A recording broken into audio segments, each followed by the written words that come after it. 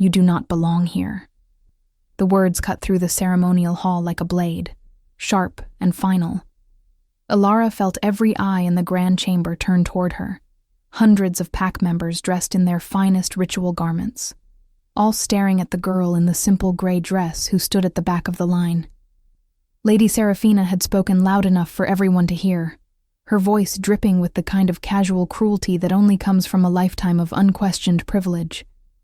"This ceremony is for wolves of lineage, not for orphans who cannot even shift." The laughter that followed was not loud, but it was there, rippling through the crowd like poison spreading through water. Alara wanted to disappear, to sink into the polished marble floor and cease to exist, but her feet would not move. She had been summoned here by royal decree, the ancient law stating that all unmated wolves between 18 and 25 must present themselves at the awakening ceremony. No exceptions. She had not wanted to come.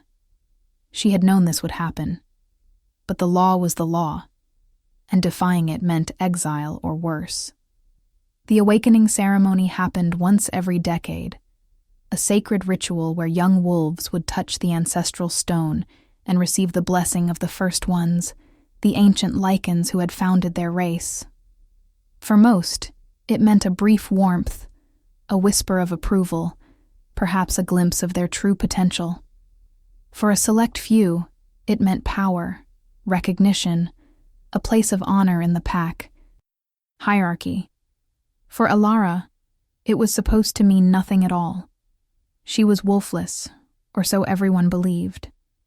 22 years old, and she had never shifted, never felt the call of the moon, never experienced the primal rush that every other wolf described with such reverence. The healers had examined her as a child and declared her broken, damaged somehow, a genetic anomaly that happened sometimes in wolves with no known parentage. She had grown up in the pack orphanage, working in the kitchens and gardens, invisible to everyone except when they needed someone to mock or blame. "Perhaps we should simply skip her," Saraphina continued, turning to face the raised platform where the ancestral stone sat, a massive obsidian monolith that seemed to absorb all light around it. "It would save us all the embarrassment of watching her fail." Saraphina was everything Alara was not. Tall where Alara was small, golden-haired where Alara was dark, confident where Alara was uncertain. She was the daughter of Alpha Cornelius, ruler of the Northern Territories, and she had been promised to King Alpha Damon since birth. Today was supposed to be her coronation as much as her awakening, the moment when she would touch the stone and prove to the entire kingdom that she was worthy to stand beside the most powerful Alpha in 500 years. Her white and silver gown caught the light from 1,000 candles, making her look like something divine, something untouchable. Next to her, Alara felt like a shadow, something that existed only in the absence of light. "The law is clear, Lady Saraphina." The voice that spoke was deep, resonant, and it made every wolf in the room straighten instinctively. King Alpha Damon stood from his throne, and even from across the massive hall, Alara could feel the weight of his presence. He was younger than she had expected, perhaps 30, with dark hair and eyes that seemed to see through everything they looked at. He wore the traditional ceremonial armor of the Alpha King, black leather and silver plates etched with the symbols of every pack under his rule, and on his head sat the crown of fangs, forged from the teeth of the first Alpha. Every unmated wolf will participate, no exceptions. His eyes found Alara across the distance, and for just a moment, she thought she saw something there, something that made her breath catch. But then he looked away, and she decided she had imagined it. Seraphina's smile never wavered, but Alara saw the flash of irritation in her eyes. "Of course, my king. I live to serve the ancient traditions." She moved toward the stone with practiced grace, every step calculated to show off the elegant lines of her body, the way her dress moved like water around her. The high priestess, an ancient she-wolf with silver hair and ceremonial robes, stood beside the ancestral stone with her hands raised. Lady Saraphina of the Northern Territories, daughter of Alpha Cornelius, descended from the line of Moon Whisper, stepped forward and received the blessing of the First Ones. The hall fell completely silent as Saraphina approached the stone.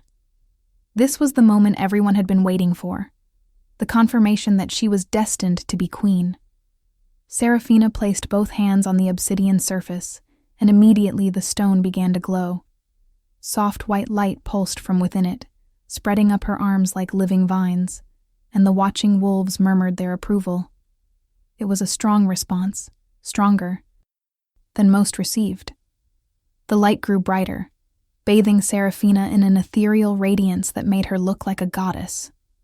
She tilted her head back, eyes closed, a serene smile on her lips. The high priestess began to chant in the old language, words that Alara did not understand, but that resonated in her bones anyway. The light reached Saraphina's chest, hovering over her heart, and then suddenly stopped. The glow held for a moment, pulsing uncertainly, and then began to fade. Saraphina's eyes snapped open, confusion flickering across her perfect features. The stone was going dark again, the light retreating back into the obsidian as if it had changed its mind. "What is happening?" Alpha Cornelius stood from his seat beside the king, his voice sharp with concern. The high priestess looked troubled, her ancient eyes studying the stone with an intensity that made the air feel heavy. "The stone has given its blessing, but not its mark. She is accepted, but not chosen." A ripple of whispers spread through the hall. Not chosen meant that while Saraphina was acknowledged as powerful and worthy, she was not the one the ancestors had selected for some greater purpose. It was not a rejection, but it was not the triumphant confirmation everyone had expected either. Saraphina stepped back from the stone, her composure cracking just slightly, a tightness around her mouth that spoke of barely controlled fury. If you are enjoying this story, do not forget to leave a like and subscribe to the channel for more emotional stories like this one. The ceremony continued with the other young wolves approaching the stone one by one. Some received a warm glow of approval, others barely a flicker. None received the mark that Saraphina had been denied, the legendary symbol that would brand itself onto the skin of the truly chosen. Alara watched from her place at the back of the line, her heart pounding harder with each wolf that finished. She did not want to do this. She did not want to stand before hundreds of people and have the stone confirm what everyone already knew, that she was nothing, nobody, a mistake of nature that should never have been born. But the line kept moving forward, and eventually there was nowhere left to hide. Alara, orphan of the eastern quarters, no known lineage, stepped forward. The high priestess's voice was not unkind, but it was matter of fact, stating her worthlessness as if it were just another detail to be recorded. Alara forced her legs to move, climbing the 3 steps to the platform where the stone waited. Up close, it was even more intimidating, easily 3 times her height, and wide as a house. The surface was smooth but not reflective, absorbing light like a void. She could feel heat coming from it, or maybe cold. She could not tell which. Her hands trembled as she raised them. "Do we really have to watch this?" Someone muttered from the crowd, loud enough to be heard. "Just let her touch it and move on. We all know. Nothing will happen." Alara placed her palms against the stone, and the world exploded. The sensation was not gradual like it had been for the others. It was instantaneous, overwhelming, a force that slammed into her with the violence of a tidal wave. Her vision went white, then black, then filled with colors she did not have names for. She heard screaming and realized distantly that it was coming from her own throat, but she could not stop. The stone was not glowing. It was burning, pulsing, with light so intense that wolves in the front rows threw up their arms to shield their eyes. But this was not the soft white light that had greeted the others. This was crimson, shot through with veins of gold, ancient and terrifying and utterly wrong. "Get her away from it!" someone shouted, but Alara could not move. Her hands were fused to the stone, or the stone was fused to her. She could not tell the difference anymore. Power was pouring into her body, too much power, more than any vessel could possibly hold. She felt something inside her chest crack open, some door that had been sealed shut her entire life, and behind it was not emptiness, but an inferno. Her wolf was waking up. No, not waking up. Being born. It had never been asleep or broken or missing. It had been imprisoned, locked away behind walls so thick that not even she had known it existed. And now those walls were shattering, crumbling like paper in a firestorm. And what emerged was not gentle or small or weak. The stone began to shake, vibrations spreading through the floor, making the candles flicker and the walls groan. Cracks appeared on the obsidian surface, thin lines of light spiderwebbing out from where Alara's hands pressed. The high priestess stumbled backward, her eyes wide with something that looked like terror. "Impossible," she whispered. The beast is waking."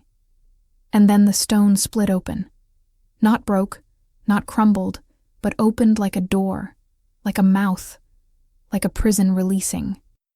Something that had been contained for far too long. A roar emerged from within it, a sound so deep and primal that it bypassed the ears entirely and resonated directly in the chest, in the bones, in the very soul. It was the voice of something ancient beyond measure, something that predated their civilization, their kingdom, perhaps their species itself. The light exploded outward in a shockwave that sent wolves sprawling, knocked over columns, extinguished every candle in the hall. In the Yaum, sudden darkness, two massive eyes opened inside the stone, glowing with that same crimson and gold light.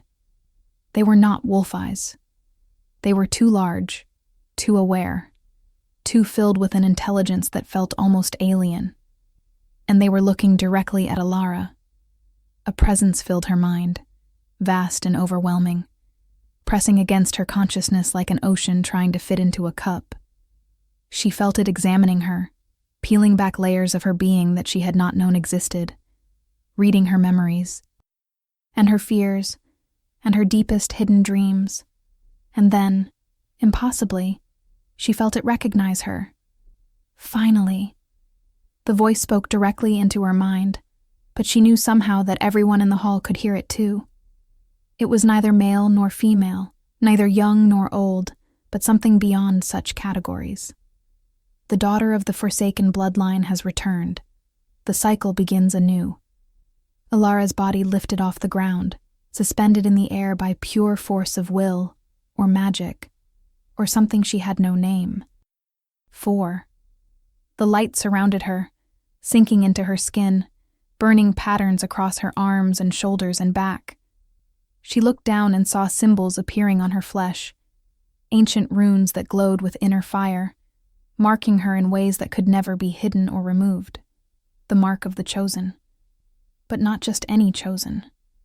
This was something else. Something that made the high priestess fall to her knees and made Alpha Cornelius go pale as death. King Alpha Damon was the only one still standing. His eyes locked on Alara with an intensity that she could feel even through the chaos. His beast was responding to something.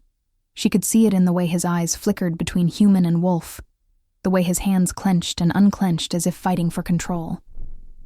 The mate bond snapped into place between them like a physical chain, sudden and undeniable, and absolutely catastrophic in its timing. She felt it wrap around her heart, felt the pull toward him, felt her newly awakened wolf surge forward, with desperate recognition. Mine. The word echoed in her head, and she did not know if it came from her wolf, or from the ancient presence still examining her, or from Damon himself. But she felt him feel it too. Saw the exact moment the bond hit him. Saw his careful control crack just slightly. No. Saraphina's voice cut through the moment like broken glass. She was standing now, her beautiful face twisted with fury and disbelief. This is some kind of trick, some dark magic. She cannot be chosen. She is nobody. She is nothing. But even as she spoke, her father placed a hand on her arm, his expression grave. He knew what this meant. They all knew what this meant. The ancestral beast did not make mistakes. If it had chosen Alara, marked her with the symbols of the forsaken bloodline, then everything they thought they knew about lineage and power and destiny was wrong. Alara finally fell back to the ground, her legs giving out beneath her. She collapsed on the platform, gasping for air, her entire body feeling like it had been remade from the inside out. The marks on her skin had stopped glowing, but they were still there, visible, undeniable. The stone had gone quiet again, the massive eyes closing, but she could still feel the presence lurking inside it, watching, waiting. Her wolf was there now, fully present in her mind for the first time in her life, and it was not small, or weak, or broken. It was enormous, powerful, and absolutely furious at having been locked away for so long. "We are not safe here," her wolf growled. "They will try to kill us." The high priestess approached slowly, reverently, her ancient face filled with awe and fear in equal measure. "Child, do you know what you are?" Her voice shook slightly. Alara shook her head, still trying to breathe, still trying to process what had just happened. "Speak it, priestess." King Alpha Damon's voice was hard, commanding. "Tell us all what the marks mean." The old woman turned to face the assembled crowd, her voice carrying across the silent hall. "These are the marks of the first daughter, the original bloodline from which all lichens descended. It was believed extinct, destroyed in the purge 300 years ago when the royal houses consolidated power. But the prophecy spoke of a return, a child hidden in plain sight, who would awaken when the kingdom needed her most. Prophecy is just stories old women tell to feel important." Saraphina spat, but there was panic in her eyes now. She probably used some kind of spell, some forbidden magic to fake this. Alpha Cornelius silenced his daughter with a look. "The ancestral beast cannot be deceived, Saraphina. You know this. If it has chosen her, then she is what the priestess claims, regardless of how impossible that seems." He turned to Damon, and Alara saw something pass between the two alphas, some understanding or agreement that had been made long before tonight. "However, the marriage contract between our houses still stands. The politics have not changed, even if the girl is marked." Damon's jaw tightened, but he nodded slowly. Alara felt the mate bond pulse between them, felt his wolf raging against the decision, even as his human side accepted the necessity. "The ceremony will continue as planned. Lady Saraphina and I will be wed at the next full moon." Each word felt like a knife twisting in Alara's chest, and she saw Saraphina's triumphant smile return. But Damon was not finished speaking. "However, the laws regarding those marked by the ancestral beast are also clear. Alara will be given quarters in the royal wing, protection under my personal guard, and all rights and privileges of the chosen. No one is to harm her or interfere with her training. Is that understood?" The way he said it left no room for argument, but Alara could see the fury in Saraphina's eyes, the calculation in Alpha Cornelius's expression. They would follow the letter of the law, but that did not mean they would accept her. That did not mean they would let her live if they could find a way around the king's protection. "Mine," her wolf growled again, staring at Damon with possessive intensity. "He is ours. The bond pulls. We must claim him." But Alara knew it was not that simple. He was promised to another. He was a king with responsibilities that went beyond personal desire. And she was just an orphan who had somehow become the center of a power struggle she did not understand. What do you think will happen next? Leave your predictions in the comments below. The days that followed were a blur of confusion, terror, and overwhelming change. Alara was moved from her tiny servant's room in the orphanage to a suite in the royal wing that was larger than any space she had ever inhabited. The rooms were decorated in deep blues and silvers, with windows that overlooked the royal gardens and furniture that looked too expensive to touch. Servants she had worked alongside for years now bowed when they saw her, their eyes filled with fear or resentment or carefully hidden curiosity.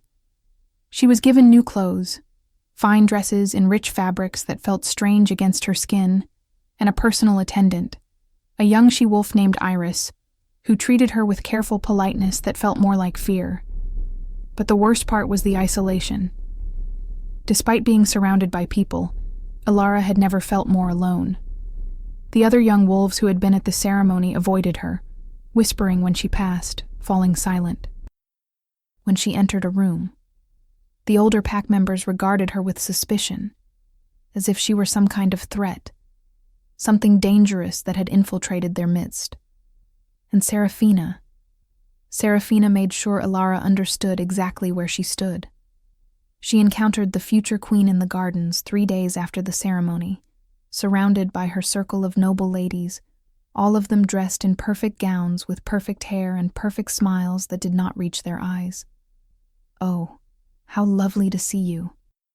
Adapting so well to your new circumstances." Saraphina's voice was honey-sweet, but her eyes were cold. "I do hope you are not getting too comfortable. After all, marks fade, prophecies are misinterpreted, and accidents happen so easily in a place as large as the palace." Her ladies laughed, the sound like wind chimes made of ice. Alara said nothing, just tried to move past them, but Saraphina stepped into her path. "You should leave while you still can. Go somewhere far away where no one knows." "What happened?" "I will even give you gold, enough to start a new life. Because if you stay, if you continue to embarrass me with your presence, there will be consequences." "Is that a threat, Lady Saraphina?" The voice came from behind them, and they all turned to see King Alpha Damon standing at the garden entrance. He was dressed casually in training leathers, his hair still damp from exertion, but the power that radiated from him made every wolf present immediately submit, bowing their heads. Instinctively. All except Alara, whose wolf surged forward at the sight of him, making her body heat and her heart race. The mate bond thrummed between them, visible to her now as a golden thread that connected their souls, pulling tight with desperate need. Saraphina recovered quickly, dropping into an elegant curtsy. "My king, I was simply offering assistance to our guest. I worry about her adjusting to palace life. Your concern is noted and dismissed." Damon's voice was flat, emotionless. "Alara is under my direct protection. Any harm that comes to her, any threat made against her, will be considered an act of treason against the crown. I trust I am being clear." The temperature in the garden seemed to drop several degrees. Saraphina's smile never wavered, but Alara saw the fury flash in her eyes before she hid it. "Perfectly clear, my king. If you will excuse me, I have wedding preparations to attend to." She swept past him with her ladies following like a flock of vicious birds, leaving Alara alone with Damon. The silence that followed was suffocating. The mate bond was screaming at her to move closer, to touch him, to claim what was hers. But she forced herself to stand still, to wait for him to speak first. "You should not wander the gardens alone," he finally said, his eyes not quite meeting hers. "Until we understand what your awakening means, there will be those who see you as a threat." Alara found her voice, though it came out smaller than she intended. "I did not ask for this. I did not want any of this." He looked at her then, really looked at her, and she saw the struggle in his eyes. "I know, but destiny rarely asks permission." He took a step closer, then stopped himself, hands clenching as if fighting the urge to reach for her. "The bond, do you feel it?" She nodded, not trusting herself to speak. Of course she felt it. It was torture, having him so close and yet completely untouchable. He belonged to another woman, was promised, would be wed within weeks. It is a complication we cannot afford. His voice was rough. The alliance with the Northern Territories is essential to maintaining peace. Without it, we risk civil war. Then why protect me? Alara asked. Why not just let them kill me quietly and solve your problem? Damon's eyes flashed wolf gold, a growl rumbling in his chest. Because that is not who I am. Because the laws are clear. Because my beast would tear apart anyone who tried to harm you, and I am not certain I could stop it even if I wanted to. The confession hung between them, raw and honest. This is an impossible situation. I will honor my commitment to Saraphina because my people need me to, but I will also protect you because I must. That is all I can offer. It should have been enough. It should have been more than someone like her ever expected. But the mate bond pulsed with rejection, with pain, with the knowledge that they were supposed to be together, and politics was keeping them apart. I understand, Alara whispered, even though she did not, even though it felt like her heart was being torn in two. Damon turned to leave, then paused. There is something you should know. The Forsaken bloodline, your lineage, it was not destroyed by accident. It was systematically eliminated because the power it held threatened every ruling house in the kingdom. Your ancestors could do things other wolves cannot, things that are still not fully understood. If that power awakens in you fully, you will become a target for every alpha who fears what you might become. He met her eyes. I will protect you as much as I can, but you need to learn to protect yourself. Training begins tomorrow at dawn. Do not be late. The training grounds were empty when Alara arrived the next morning, the sun just beginning to paint the sky pink and gold. She wore simple clothes, leather pants and a loose tunic, her dark hair pulled back. Her wolf was restless, pacing inside her mind, eager to be released, eager to explore the power that had been locked away for so long. A figure emerged from the shadows at the edge of the yard, and Alara tensed before recognizing the high priestess. The old woman moved with surprising grace, her silver hair gleaming in the early light. You came. Good. Many in your position would hide, would try to pretend the awakening never happened. She gestured for Alara to follow her to the center of the training ground. I do not understand what is happening to me, Alara admitted. Why now? Why did my wolf never appear before? The priestess studied her with those ancient, knowing eyes. Because someone went to great lengths to ensure it did not. When I examined you after the ceremony, I found traces of suppression magic, old and powerful, woven into your very essence from birth. Someone knew what you were and sealed your wolf away to hide you. Alara felt cold dread settle in her stomach. Who? Who would do that? The priestess shook her head. That is what we must discover. But whoever they were trying to protect you. The Forsaken bloodline was hunted to extinction because the other royal houses feared their power. Your ancestors did not just shift, child. They could merge fully with their beasts, become something between wolf and human. Something faster, stronger, more deadly than any normal lichen. The priestess is correct. Another voice joined them, and Alara turned to see a tall, scarred wolf approaching. He was older, perhaps 50, with gray streaking his dark hair and eyes that had seen too much violence. My name is Marcus, and I am the king's weapons master. I have been tasked with training you in combat, should you need to defend yourself. He looked her up and down with obvious skepticism. Though I will be honest, I have never trained someone with no shifting experience. This may be a very short lesson. Alara bristled at his tone. I can learn. Marcus smiled, but it was not unkind. We shall see. Show me your wolf. Shift.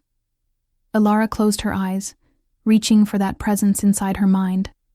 Her wolf came forward eagerly, desperately, freedom so close after 22 years of imprisonment. The shift hit her like a lightning strike, fast and brutal, and nothing like the gentle transformation she had seen others perform. Pain lanced through every bone as they cracked and reformed, as her spine elongated and her face pushed forward into a muzzle.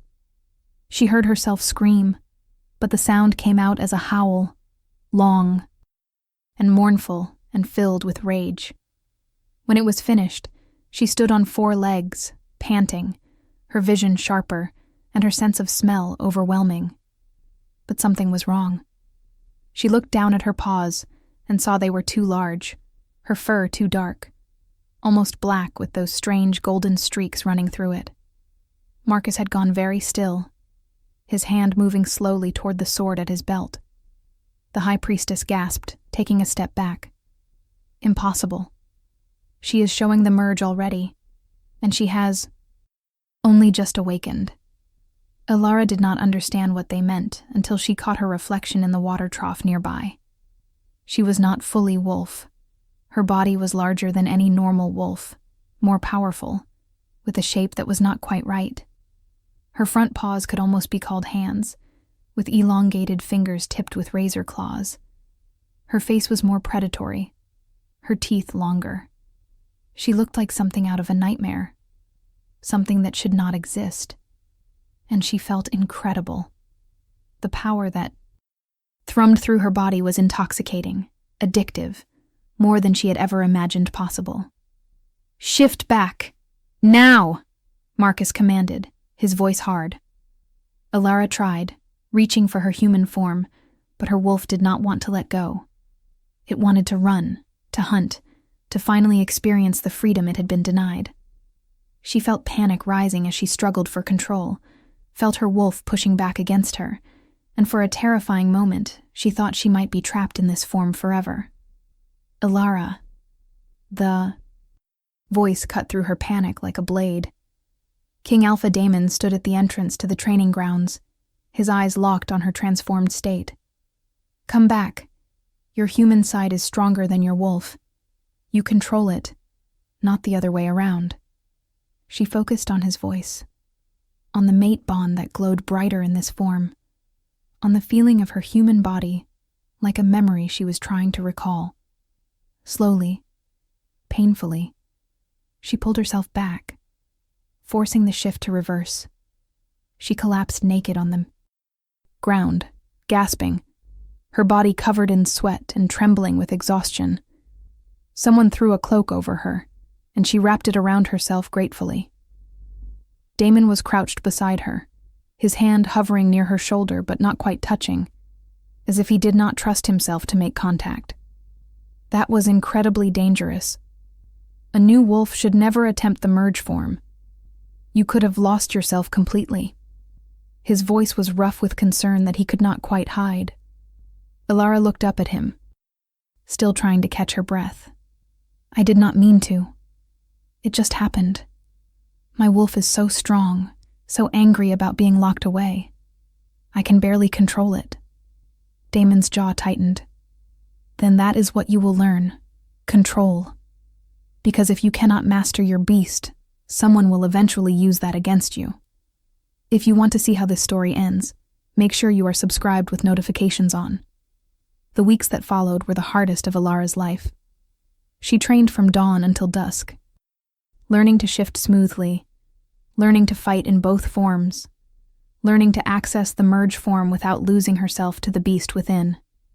Marcus was a brutal teacher, never satisfied, always pushing her harder, but she could see the grudging respect growing in his eyes as she improved. The high priestess taught her the history of her bloodline, the ancient magic that ran through her veins, the responsibilities that came with such power. And through it all, she was constantly aware of Damon's presence, even when he was not physically near her. The mate bond grew stronger every day, more insistent, more painful in its unfulfilled promise. She saw him in the halls sometimes, always surrounded by advisors or guards, always busy with the endless responsibilities of ruling a kingdom. He would glance at her as she passed, just a brief meeting of eyes, but that look contained entire conversations they could not have. She felt his wolf reaching for hers through the bond, felt his struggle to maintain distance when everything in his nature screamed to claim her. And she hated Saraphina with an intensity that frightened her.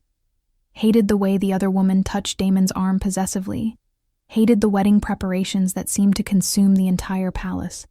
Hated most of all that she had no right to feel this way, because he was never supposed to be hers in the first place. Saraphina's attempts to make Alara's life miserable grew more creative as the wedding approached. Poisoned food. That Alara's heightened senses detected just in time.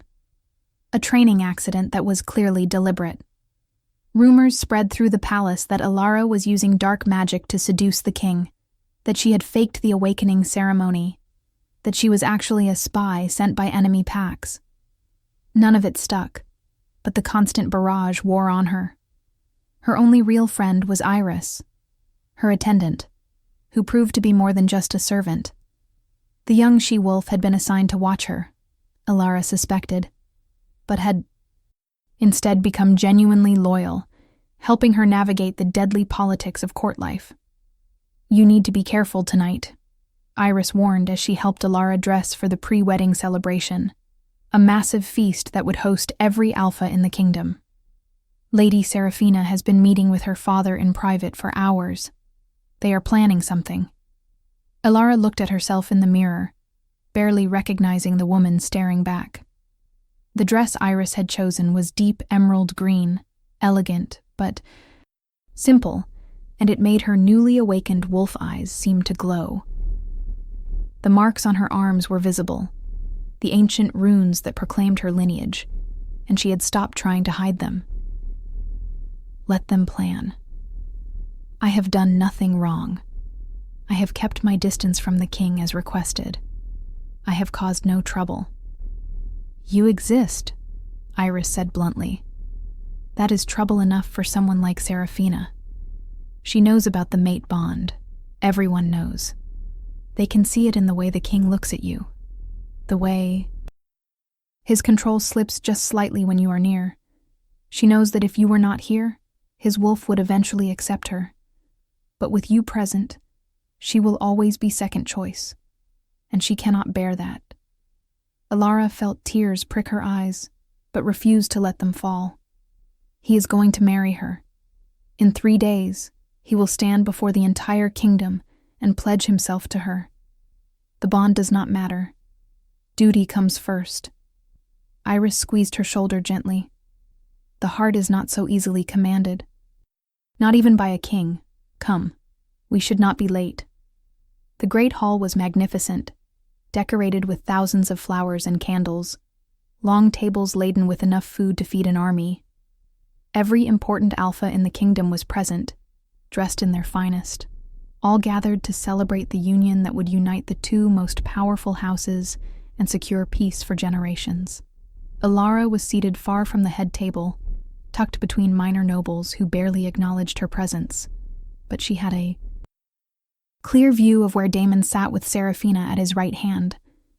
The future queen was radiant in gold and white, playing her role perfectly, laughing at Damon's words, touching his hand with easy familiarity. And Damon was the perfect host, charming and attentive, every inch the powerful king. But Alara could see the tension in his shoulders, the way his eyes kept drifting toward where she sat, the way his wolf prowled restlessly beneath his skin. The feast progressed with speeches and toasts, with music and dancing, with all the ceremony expected of such an occasion. Alara tried to make herself small, to be invisible the way she had been her entire life before the awakening, but she could feel eyes on her constantly, wolves whispering behind their hands, judging, speculating, waiting for something to happen. The mate bond pulsed with painful intensity, and her wolf was going mad being so close to Damon yet unable to approach. Mine, it kept insisting. Ours. Why does he sit with her? When we are here, make him see. Make him choose. I propose a toast.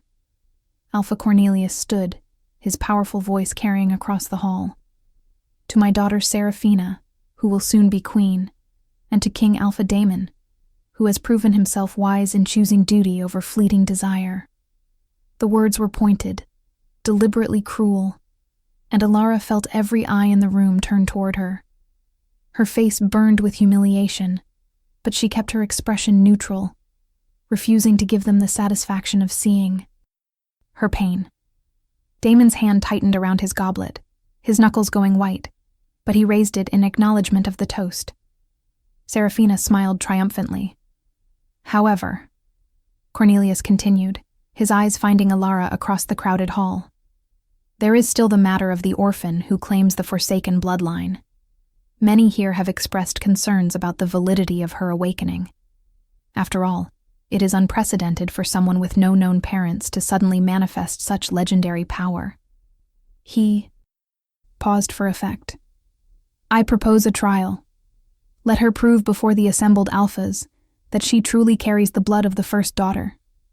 Let her demonstrate power that matches the marks she bears. And if she cannot, let us acknowledge that perhaps the awakening was a fluke, a misunderstanding, and that the marks should be removed so she can return to her proper place. The hall erupted in murmurs, wolves arguing for and against the proposal. Alara's heart was racing, panic clawing at her throat. A trial meant combat, meant shifting and fighting, meant exposing herself to potential injury or death, because trials were rarely gentle affairs.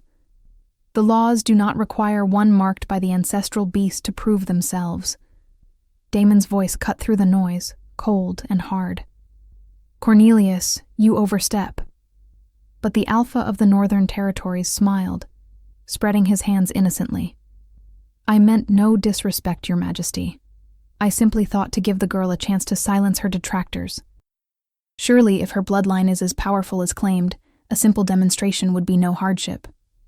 It was a trap, and Alara knew it. If she refused, it would be taken as proof that she was a fraud. If she accepted and failed, she would be branded a liar, and likely executed. But if she accepted and succeeded, she would only make Saraphina and Cornelius hate her more.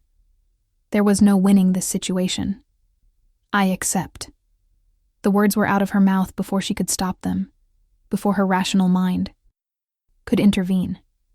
Her wolf had spoken for her, pride and fury overriding caution. I will demonstrate my power, if that is what is required to satisfy the concerns of the alphas. She stood, meeting Cornelius's eyes across the hall. Name your trial. Damon was on his feet instantly, and she could feel the rage rolling off him in waves. This is unnecessary and potentially dangerous. I forbid it. But Alara shook her head, speaking directly to him for the first time in weeks. With respect, Your Majesty, this is my choice. If I hide behind your protection, the questions will never stop. Let me prove myself, once and for all. She saw the conflict in his eyes, saw his wolf snarling at the idea of her putting herself in danger, but she also saw him recognize the truth in her words. He could not protect her from everything, and the court would never fully accept her unless she earned their respect. Very well. Cornelius looked pleased, which immediately made Alara regret her decision. The trial will be simple. In the old ways, the strength of a wolf was measured by their ability to best the pack's greatest warrior in single combat. Marcus is our weapons master, a decorated soldier, and one of the strongest wolves in the kingdom. If you can last 10 minutes against him in the combat ring without yielding or falling unconscious, you will have proven your worth. He smiled coldly. Of course, if you wish to withdraw, no one will think less of you. It is a daunting challenge for someone who only awakened a few weeks ago. Marcus had gone very still at the head table, his scarred face unreadable. Alara knew he had been holding back during her training, teaching her rather than trying to defeat her. But in a formal trial, he would not pull his punches. He would come at her with everything he had, because to do otherwise would be an insult to both of them. 10 minutes might as well be 10 hours. I accept the terms, Alara heard herself say.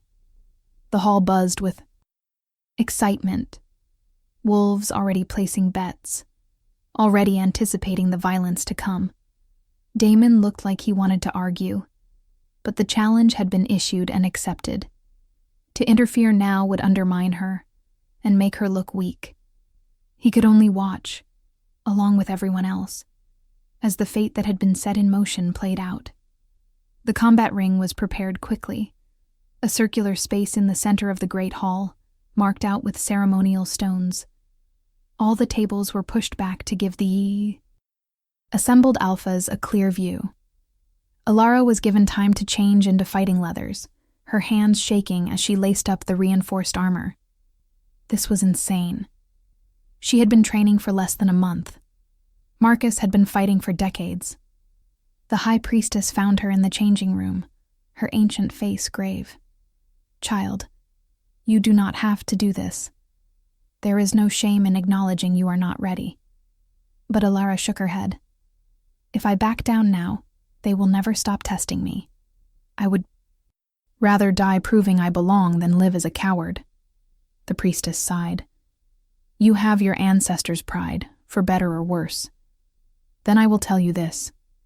The Forsaken bloodline's greatest strength was not just physical power, but the ability to merge consciousness with their beasts. Most wolves suppress their animal side, control it, dominate it. Your ancestors did the opposite.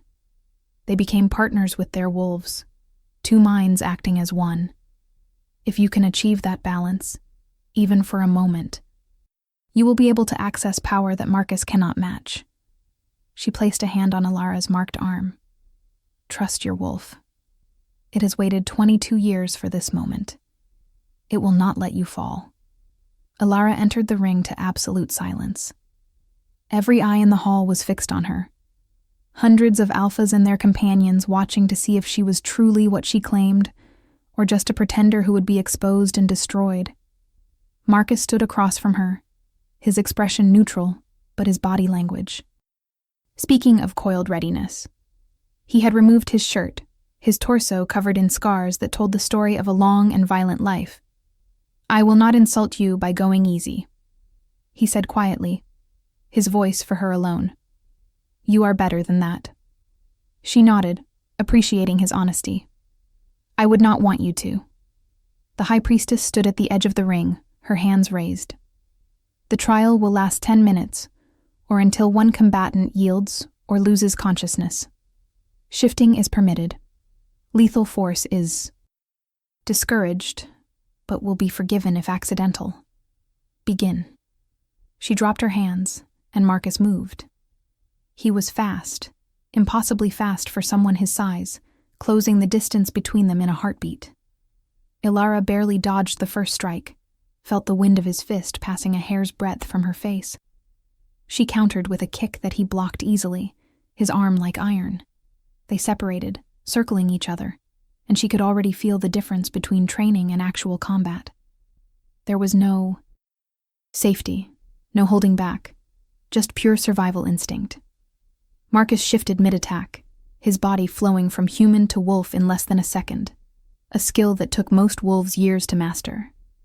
His wolf form was huge, battle-scarred, gray and white fur bristling. He launched himself at her, jaws aimed for her throat, and Alara had no choice but to shift as well. Her transformation was faster than before, the pain less intense, and she met him in her merged form, the in-between state where she was. Neither fully human nor fully beast. They collided with bone-jarring force, claws and teeth seeking vulnerable flesh, and Alara realized with cold clarity that Marcus was not just testing her. He was genuinely trying to win, to prove the point that she was not ready, that the awakening meant nothing without experience to back it up. She was stronger than she expected, her merged form giving her power that pure wolf forms lacked. But Marcus had decades of battle wisdom, knew every trick, every feint, every way to exploit weakness. He drove her back across the ring, his attacks relentless, and her defenses were crumbling. Blood ran from a dozen shallow cuts, her breathing was labored, and she knew she was losing. The crowd was murmuring, excitement giving way to disappointment that the fight would be over so quickly. "Trust your wolf," the priestess had said. "Become partners." Alara stopped trying to control her beast, stopped fighting it for dominance, and instead opened herself. Completely. What do we do? She asked her wolf. How do we survive this? The response was immediate and overwhelming. Her wolf surged forward, but instead of taking over, it merged fully with her consciousness. Suddenly, she could think with both her human intelligence and her wolf's instincts simultaneously, see with both perspectives, move with a grace and power that transcended either form alone. The world slowed down, or she sped up, and she could suddenly track Marcus's movements before he made them, read his body language, anticipate his strikes. When he lunged again, she was already moving, flowing around his attack like water, her claws raking across his exposed side. He yelped in surprise, blood blooming on his gray fur, and Alara pressed her advantage. The fight changed in that moment. She was no longer defending, reacting, losing. She was hunting, and Marcus became the prey. Every lesson he had taught her came together in a symphony of violence, every instinct her wolf possessed combining with her human capacity for strategy. She moved faster than any normal wolf, struck harder than her size should allow, and most terrifying of all, she fought with a savage joy that made the watching alphas lean forward in their seats. This was not a frightened orphan trying to prove herself. This was the heir to an ancient bloodline showing exactly why her ancestors had been feared. Marcus shifted back to human, bleeding from multiple wounds, his expression mixing respect with alarm. "Yield," he said quietly, raising his hands. The word echoed in the sudden silence. Alara stood in her merged form, breathing hard, her consciousness still intertwined with her wolf's, and for a long moment she did not want to stop. Her wolf wanted to keep fighting, to dominate, to prove beyond any doubt that they were superior. But her human side remembered why they were here, remembered that Marcus was her teacher, her ally, and that this was a trial, not a war. She forced the merge to release, shifting back to human form, and stood naked and trembling in the center of the ring, covered in blood and sweat and glory. The hall erupted. Some wolves were cheering, others arguing, but all were talking about what they had just witnessed. Alara had not just lasted 10 minutes. She had defeated one of the kingdom's greatest warriors in less than 8. Someone threw a cloak around her shoulders, and she wrapped it gratefully around herself, her legs shaking so badly she could barely stand. Marcus approached her, limping slightly, and held out his hand. "You have the heart of a true warrior, and the power to match. I am honored to have trained you." She clasped his hand, overwhelmed by emotion she could not name. Alpha Cornelius looked like he had swallowed something poisonous, but he stood and addressed the hall. "The trial is complete. The girl has proven herself. The matter is settled." But Alara barely heard him. Her eyes had found Damon across the room, and the expression on his face made her breath catch. His eyes were pure wolf gold, his control hanging by a thread, and the mate bond between them was screaming with need and pride and desperate longing. He looked at her like she was the only thing in the world that mattered, like he was seconds away from crossing the hall and claiming her in front of everyone. Politics and promises be damned. And she wanted him to. Her wolf was howling for it, demanding their mate acknowledge them, choose them, take them. For one perfect, terrible moment, she thought he might actually do it. Then Saraphina was there, placing her hand on Damon's arm, saying something in his ear, with a smile that did not reach her eyes. The contact broke whatever spell had held him, and Alara watched his expression close off, watched him become the king again, instead of just a man held captive by a bond he could not fulfill. He nodded to Saraphina, then turned and left the great hall without a backward glance, and Alara felt something in her chest crack. She had proven herself to every alpha in the kingdom, had shown them power they could not deny, had earned respect and recognition.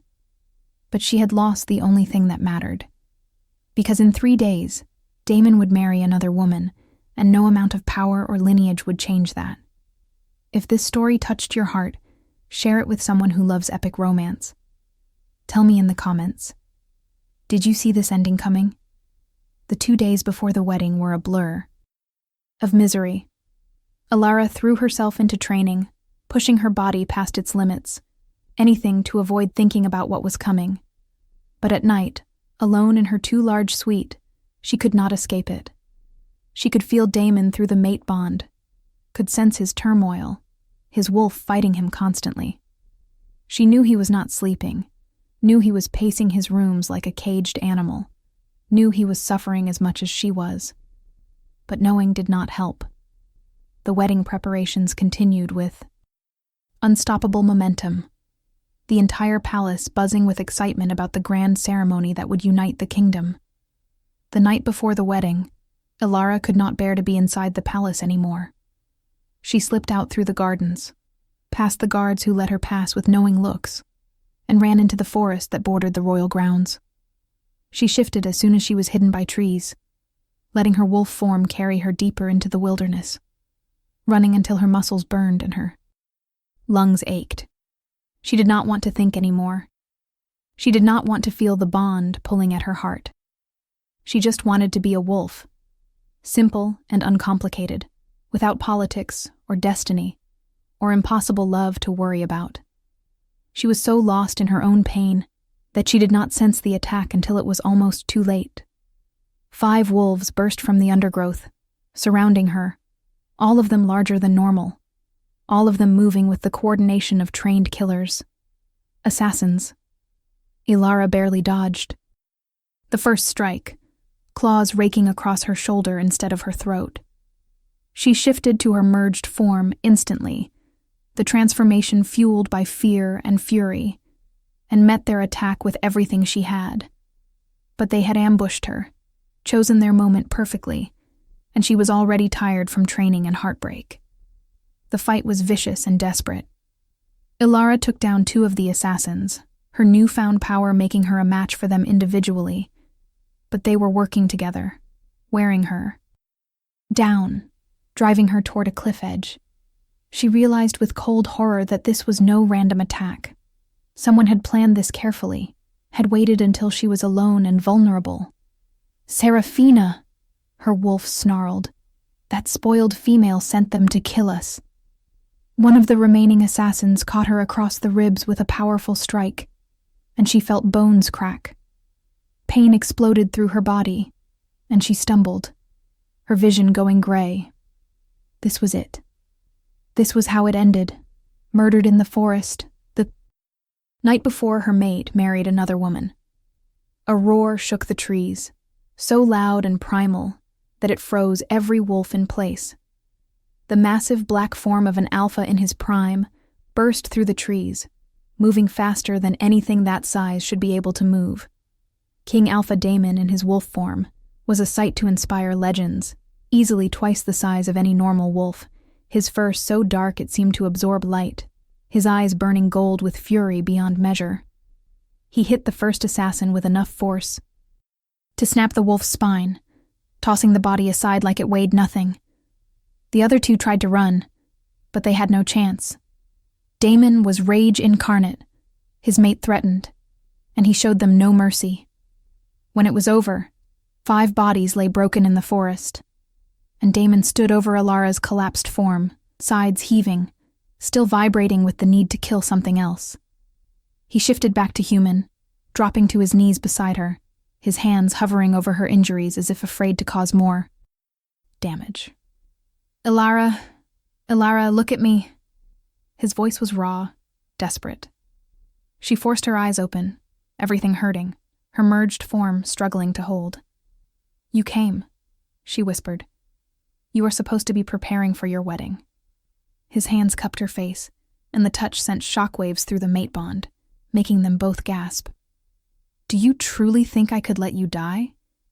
Do you think I care about anything in this world more than you? His eyes were fierce, almost angry. My wolf has been going. Insane?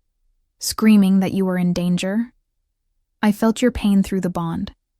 Did you think I would not come? But Saraphina, Alara tried to say, but he cut her off. I know it was Saraphina who sent them. I have known for weeks that she has been plotting against you.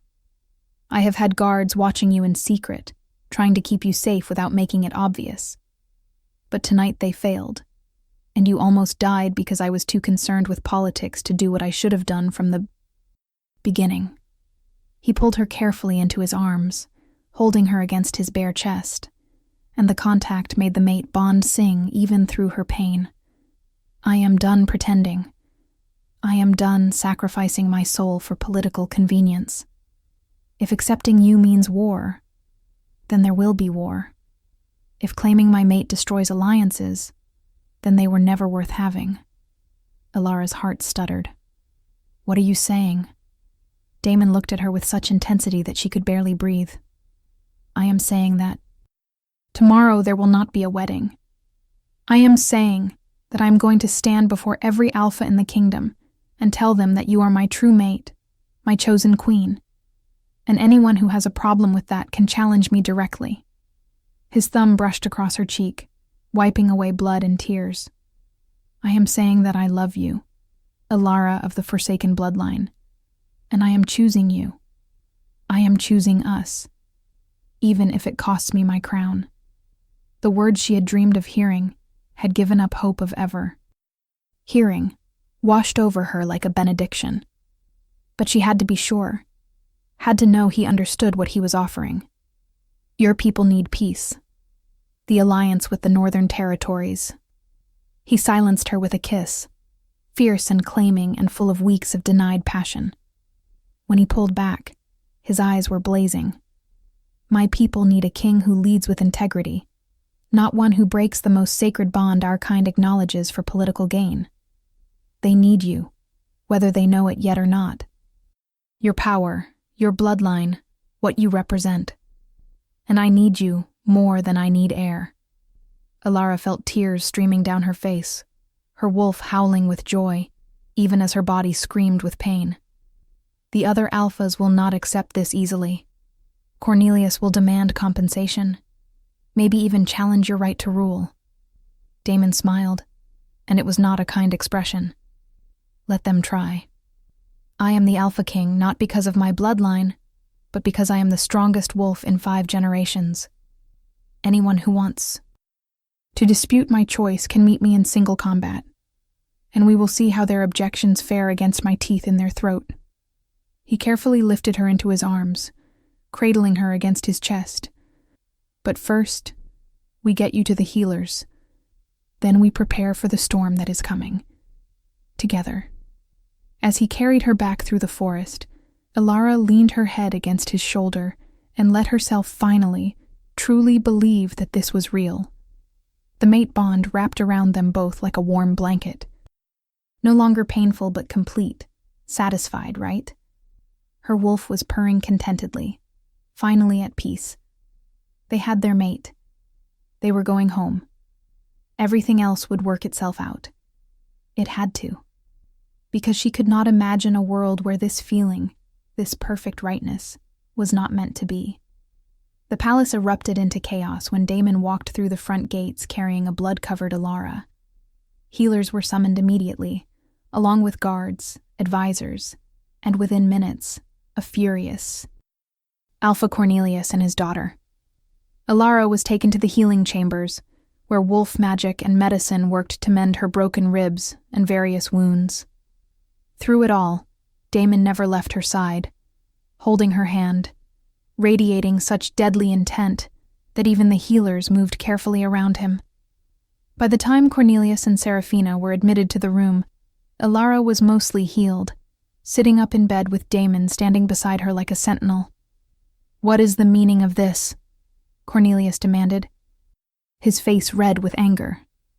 "I was told there was an attack, that my daughter is being accused." Damon's voice was cold enough to freeze blood. "Your daughter hired assassins to murder my mate in the forest tonight. They failed. Now I am left with a decision about what to do with traitors who operate within my own court." Saraphina went pale, but she rallied quickly. "That is absurd. I have done no such thing. Where is your proof? This orphan girl has probably fabricated the entire thing too." Sabotage my wedding. The assassins are dead, but they will be identified, Damon said flatly. And there will be an investigation that I suspect will lead directly back to you. But honestly, I do not need proof. My wolf knows. I know. You have been attempting to harm Alara since the moment she was marked, and I have tolerated it because I was trying to maintain political balance. That tolerance has ended. He looked at Cornelius. The wedding is cancelled. The alliance between our houses is dissolved. You have 3 days to remove yourself and your daughter from my lands. If you are still here after that, I will consider it an act of war. Cornelius looked like he might actually challenge Damon right there, his own wolf rising to the surface. But even furious, he was not stupid enough to take on the Alpha King. This is madness. You would throw away decades of peace, the stability of the entire kingdom, for a girl you have known for weeks? Damon's hand tightened on Alara's. I would throw away my crown for her if necessary. She is my true mate, the other half of my soul. I will not dishonor that bond for political convenience, not anymore. Now get out of my sight before I forget that we were once allies and treat you as you deserve for threatening what is mine. The Alpha of the Northern Territories stared at him for a long moment, then grabbed his daughter's arm and dragged her from the room. Saraphina was screaming obscenities and threats, but her father silenced her with a growl. When they were gone, Damon finally allowed himself to relax slightly, sitting on the edge of Alara's bed. That could have gone better, he said wryly. Alara laughed, wincing at the movement. You just ended a major alliance and threatened war with the Northern Territories. How much worse could it have gotten? He smiled, really smiled, and it transformed his normally severe face into something warm and beautiful. They could have challenged me immediately instead of leaving to lick their wounds and plan their next move. This way we have time to prepare. We, Alara repeated softly, testing the word. Damon leaned forward, his forehead resting against hers. We, always we, from now on. You and me and whatever chaos follows. He kissed her gently, carefully, mindful of her injuries. When you are healed, there will be a proper ceremony. Not a political marriage, but a true mating, where I mark you before the pack and the moon and claim you as mine for all to see. But even without the ceremony, you are already my queen. My wolf claimed you the moment you touched the ancestral stone. I was just too blind to accept it immediately. Alara felt warmth spreading through her chest, a happiness so intense it was almost painful. What about the other alphas? Some of them will support Cornelius, especially those who fear what my bloodline represents. Damon shrugged. Then they will learn a valuable lesson about what happens when they underestimate a king who has nothing left to lose. I have been playing politics my entire reign, carefully balancing powers, making compromises I hated to maintain peace. But peace built on lies and suppression is not real peace. It is just delayed conflict. Maybe it is time we face those conflicts head-on and build something honest instead. Over the next weeks, the kingdom fractured exactly as predicted. Several alphas sided with Cornelius, declaring that Damon had acted impulsively and dishonored binding agreements. Others supported their king, some because they truly believed in the mate bond, others because they feared his power too much to oppose him. The realm teetered on the edge of civil war, but through it all, Damon never wavered, never showed regret. He formalized Alara's position as his chosen mate, gave her a seat on his council, and began actively seeking out information about the Forsaken bloodline and why it had been suppressed. What they discovered changed everything. The Forsaken bloodline had not been destroyed because they were dangerous, but because they were prophesied to unite the Lycan race, to end the system of competing alphas and territories in favor of a single, stronger nation. The ruling houses had eliminated them to maintain their own power, and then erased the history to hide their crime. Alara was not just powerful, she was the key to transforming their entire society. And when word of this spread through the kingdom, carried by the high priestess who remembered the true histories, even some of Cornelius's allies began to reconsider their position. The mating ceremony took place under the full moon, with half the kingdom watching. Damon marked Alara before the ancestral stone, the same stone that had awakened her power. And when he bit her shoulder in the ritual claiming, their bond blazed so bright that every wolf present felt the echo of it. She marked him in return, her wolf surging forward to leave her own claim on his skin, and the reciprocal bond locked into place with a force that sent shockwaves through the gathered crowd. They were joined, truly and completely, and the power that resulted from their union was undeniable. Alpha Cornelius, faced with a choice between war and acceptance, eventually bent the knee. Not with grace, not with joy, but with the recognition that he could not win against an Alpha King who had unlocked the legendary power of the Forsaken bloodline through his mate bond with its last heir. Saraphina was exiled to the northern territories, forbidden from ever entering the royal lands again. Some whispered she was planning revenge from afar, but Alara could not bring herself to care. She had everything she wanted, a mate who loved her fiercely, a wolf who was finally free, a future that was hers to shape. 1 year after the awakening ceremony that changed her life, Alara stood on the palace balcony overlooking the kingdom that had once considered her less than nothing. She wore the crown now, not the crown of fangs that Damon inherited, but a new crown forged specifically for her, set with stones that matched the color of her marks. Beside her, Damon wrapped an arm around her waist, pulling her close. "Do you ever regret it?" he asked quietly. "The simple life you had before all this?" Alara thought about it honestly, then shook her head. That was not a life. That was just surviving. This, with you, with purpose and power and belonging, this is living. He kissed the top of her head. The other. Alphas are still nervous about you. They see what you can do, what you represent, and they fear change. Alara smiled, a fierce, confident expression that would have been impossible a year ago.